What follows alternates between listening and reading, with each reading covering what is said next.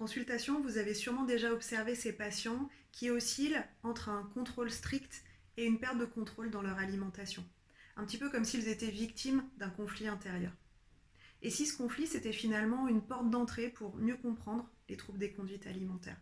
Parce que derrière ces conflits, c'est souvent des parts de l'identité de l'individu qui s'opposent, qui s'affrontent, alors que même souvent, elles ont une intention profondément bienveillante et protectrice.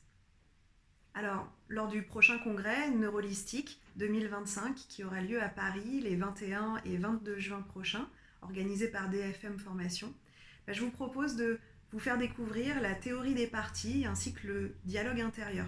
Des outils puissants qui vont vous permettre de mieux comprendre et de mieux accompagner vos patients et de les aider tout en douceur et à leur rythme à restaurer un lien compatissant et respectueux entre ces différentes parties d'eux-mêmes pour mettre fin à ces conflits et retrouver une relation apaisée à la nourriture. Alors si vous avez envie de découvrir cette approche et de donner une autre dimension dans la manière dont vous pouvez accompagner vos patients, retrouvez-nous au congrès Neurolistique 2025 en juin prochain à Paris. À très bientôt.